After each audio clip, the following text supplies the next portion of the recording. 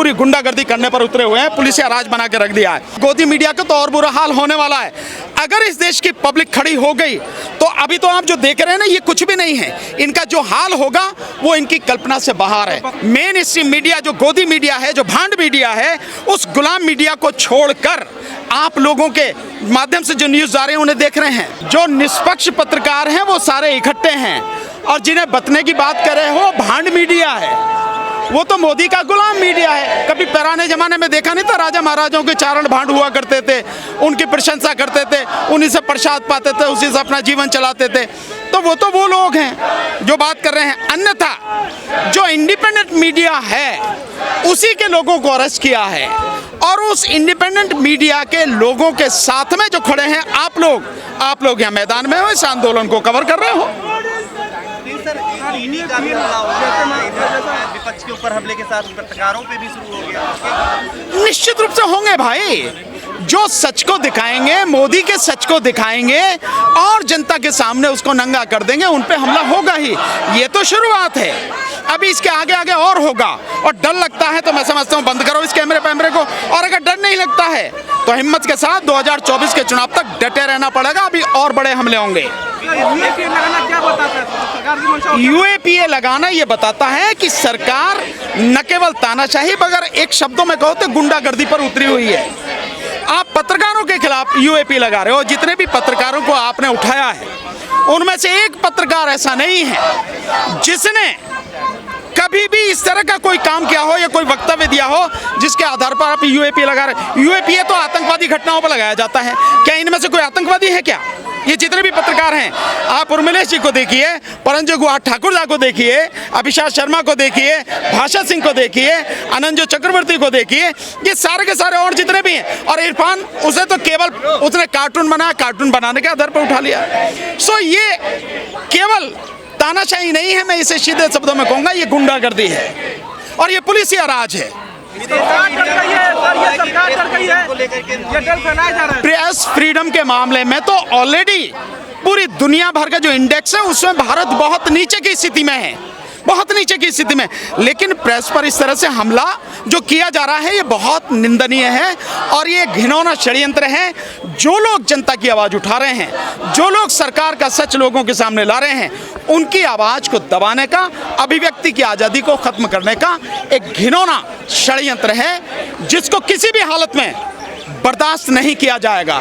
आंदोलन होगा जबरदस्त तरीके से, इसके खिलाफ आवाज उठेगी। जाति जनगणना के मुद्दे से ध्यान भटकाने के लिए केवल वो नहीं तो आप देखिए इसकी टाइमिंग जो है, आपने अच्छा सवाल पूछा, इसकी टाइमिंग देखिए।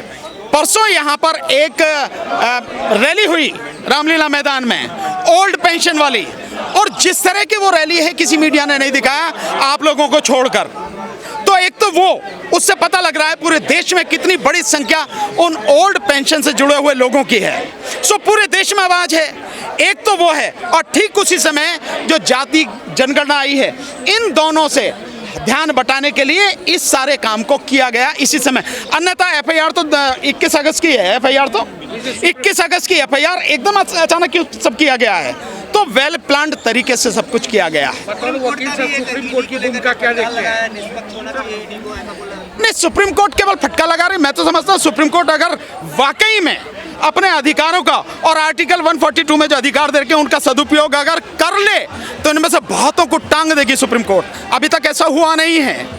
ये जितने भी लोग, जितने की इन्होंने मतलब सारी चीज़ों को, संविधान को, कानून को, हर चीज़ को ताक पर रखा हुआ है और पूरी गुंडागर्दी करने पर उतरे हुए हैं। पुलिस राज बना के रख दिया है। इन सबको एक बार अगर सुप्रीम कोर्ट तरीके से स्टैंड ले ले, सबको पता लग जाएगी, सारे जेल में मिलेगी। ऐसा गोदी मीडिया के नारे केवल गो बैक के नहीं लगेंगे, गोदी मीडिया का तो और बुरा हाल होने वाला है। अगर इस देश की पब्लिक खड़ी हो गई तो अभी तो आप जो देख रहे हैं ना, ये कुछ भी नहीं है। इनका जो हाल होगा वो इनकी कल्पना से बाहर है। धीरे धीरे लोग समझ रहे हैं। वकील साहब, कुछ मुश्किल नहीं है। इन पत्रकारों का कोई भी रोल ऐसा नहीं है जिसे आप यूएपीए के तहत आप इनको उठा सको, डिटेन कर सको, अरेस्ट कर सको। आप लोगों को अगर ध्यान होगा तो जो दिल्ली दंगों के जो केसेस हैं वो उसमें मोस्टली यूएपीए के केसेस हैं, यूएपीए के तहत सारी एफआईआर हैं। उनमें बार बार जिन लोगों को बेल मिल रही है, हाई कोर्ट ने, सुप्रीम कोर्ट ने लगातार कहा है कि इन लोगों के खिलाफ कोई नहीं है, कोई भी इनके खिलाफ किसी तरह का आरोप नहीं है, सिद्ध नहीं कर पा रहे हैं, और उस सब के बावजूद भी यूएपी लगाया गया, उनको बेल दी गई है। सर ये जो स्थिति है तो इनके खिलाफ कहीं भी नहीं है। अगर आप चीनी फंडिंग का मामला करते हैं तो सबसे पहले चीनी फंडिंग पे देश के प्रधानमंत्री के खिलाफ एफआईआर होनी चाहिए, और वो भी एफआईआर होनी चाहिए देशद्रोह की। पीएम केयर फंड में कई चीनी कंपनियों का पैसा आया है, देना जवाब प्रधानमंत्री देता, क्यों नहीं उसका जवाब? और इसके अलावा केवल प्रधानमंत्री नहीं, गृह मंत्री और उसके साथ साथ वो है रक्षा मंत्री, वित्त मंत्री, इन सब के खिलाफ एफआईआर हो गए। अगर चीनी फंडिंग का मामला है, इनके ये सारे के सारे मेंबर हैं ना उसके पीएम केयर फंड के, सो उसमें पैसा आया है। और विवेकानंद फाउंडेशन में जो आरएसएस के लोग हैं, जो उसके मेंबर हैं, उनको पैसा आता है चीनी फंडिंग का।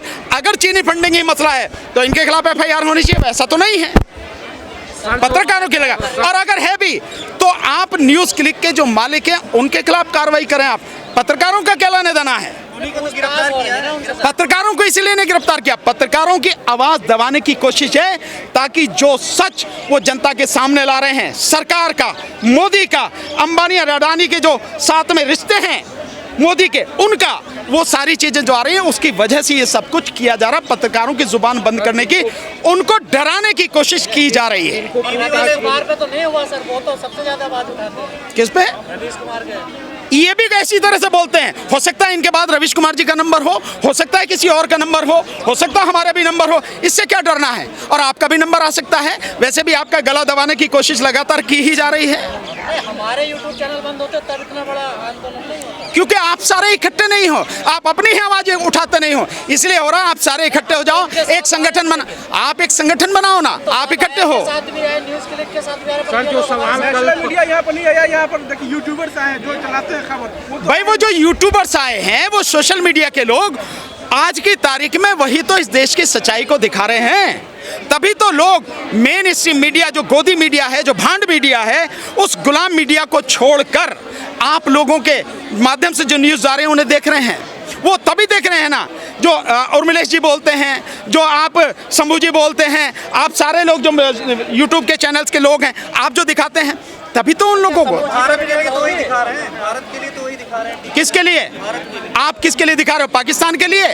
आप क्या अमेरिका, चीन के लिए दिखा रहे हो? आप किसके लिए दिखा रहे हो? आप ये जो गला घोटा जा रहा है, ये किसका घोटा जा रहा है? इस देश की पत्रकारिता का, इस देश की जो स्वतंत्र आवाजें हैं, निष्पक्ष आवाजें हैं, उनका दमन किया जा रहा है। आप उन्हीं की तो बात कर रहे हो ना, तो क्या ये देशद्रोह है? यही देशभक्ति है। सबसे ज्यादा तो शंभू जी बोलते सरकार के खिलाफ, इनके खिलाफ है, कोई भी नहीं। हो सकता है अगला नंबर इन्हीं का हो, शंभू जी का। इसमें क्या पता है? क्या पता भाई, किसी का भी नंबर हो सकता है। पर लोग कहते हैं जो गोदी मीडिया क्या जो आप बोलेगा सर निपटा दिया जाएगा सर। जो कौन लोग काम कर? सामाजिक सरोकार की खबर तो उठाते नहीं है। कौन नहीं उठाते हैं? ये जो तमाम जिनके लोग आजकल कह रहे हैं बड़ी ईमानदारी पत्रकारिता कर रहे हैं, क्यों नहीं उठाते हैं? सामाजिक सरोकार के ये वो मसले नहीं उठा रहे हैं। कौन सा सामाजिक सरोकार? आप बताओ। क्या जिसकी आप बात करते हैं, जिसकी मैं बात कर रहा हूँ उसके भी मसले उठाते हैं। ये अलग बात है, हो सकता है कि मैं ज्यादा मात्रा में उठाता हूँ, वो उतना नहीं उठाते हो, वो कई कारण, लेकिन है तो अच्छे लगते हैं। है तो इनमें से किसी को नहीं लगता, मुझे तो नहीं लगता। तुम कौन सी पत्रकारिता कर रहे हो या कौन से सवाल पूछ रहे हो? ये जितने उठाए इनमें से कौन हिंदू मुस्लिम की पत्रकारिता कर रहा? बताओ आप। नहीं, आप तो समानता सरोकार नहीं, की बात। मेरी बात नहीं, मैं कह रहा हूँ जिनको उठाया है इनमें से कौन सा है जो हिंदू मुस्लिम की पत्रकारिता करता है? इनमें से एक भी नहीं है। इनमें से इस देश की बात करते हैं, देश के लोगों की बात करते तो वही एंगल बदलते हैं ना ये लोग भी। देख, हैं। वो आपने देखा होगा, मैंने नहीं देखा। 2024 के पहले क्या योजना लग रही है आप? मेरी अब मोदी जी की योजना है कि जितने भी लोग बोल रहे हैं, समाज की सच्चाई, देश की सच्चाई लोगों के सामने ला रहे हैं, उन सबका गला दबा दिया जाए। एक भी आवाज, एक भी खबर किसी भी जगह से, किसी भी तरह से बाहर ना आ सके, लोगों के पास ना आ सके। कोई भी ऐसा बोलने वाला न रहे जो सच बोलता हो या सच दिखाता हो। उन सबको दबाने के लिए ये सारी कोशिश ही, ये पहला प्रयास है। आगे देखो होता क्या।